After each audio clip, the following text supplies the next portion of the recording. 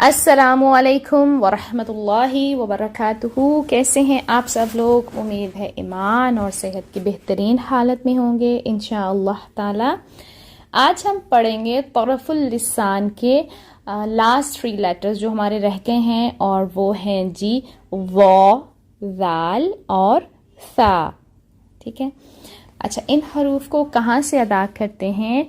ये 3 हरूफ ज़ुबान की नोक के ऊपर वाले हिस्सा और उसके मुकाबिल सनाया उलिया यानी ऊपर वाले 2 दांतों के किनारों से अदा होते हैं।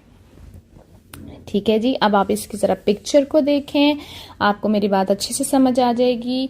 कहाँ लगानी है? आपने अपनी ज़ुबान की नोक का ऊपरी हिस्सा जो सामने के 2 दांत है ना, उनके बिल्कुल किनारे पे लगाना है, उनकी टिप पे लगाना है।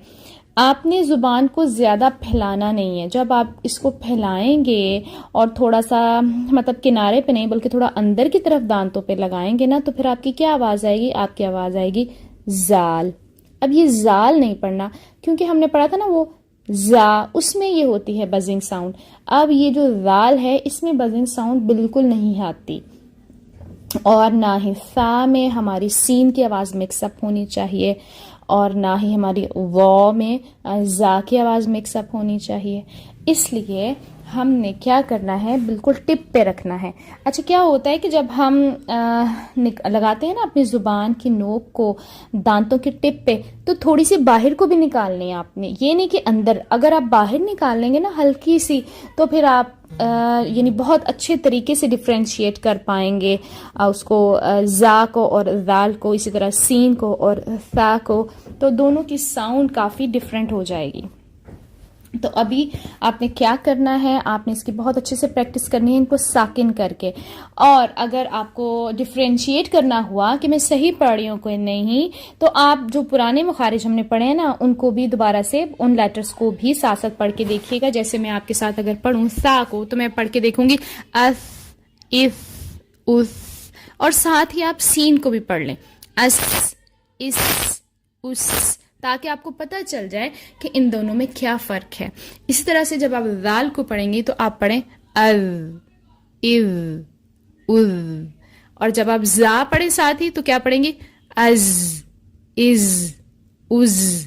अब आपको काफ़ी फ़र्क महसूस हुआ होगा कि दोनों लेटर्स में क्या डिफरेंस है। इसी तरह से आपने इनकी प्रैक्टिस करनी है। वीडियो के साथ साथ वीडियो को भी देखिएगा, जो लेटर्स उसमें पढ़े हैं वो भी प्रैक्टिस करने हैं, और साथ आपने इनको साकिन करके और शद्दा के साथ ज़रूर प्रैक्टिस करनी है। अच्छा, इन तीनों लेटर्स को कैसे याद रखेंगे, इनका भी एक मजमुआ उलमा कराम ने बनाया हुआ है, जिसे हम कहते हैं अल हरूफुल लस्विया। अच्छा, आपको पता है ये अल-लस्सतु कैसे कहते हैं अरबिक में? यस, ये कहते हैं जी हमारे मसूड़ों को।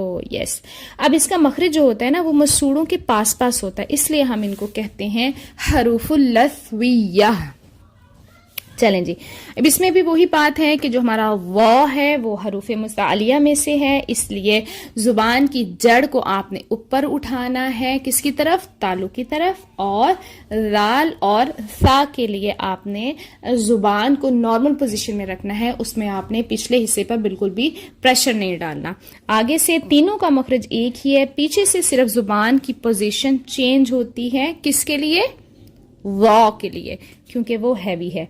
तो बस इनकी प्रैक्टिस कीजिएगा, बहुत इजी लेटर्स हैं। हर चीज़ को अगर आप इजी समझेंगे ना, तो आपको इजी लगेगी, लेकिन अगर आप पहले से ही मुश्किल समझ लेंगे कि हाय ये तो बड़ा मुश्किल है, अब कैसे डिफ्रेंशिएट करें, तो फिर तो बस शैतान को तो मौका चाहिए होता है वसवसे डालने का।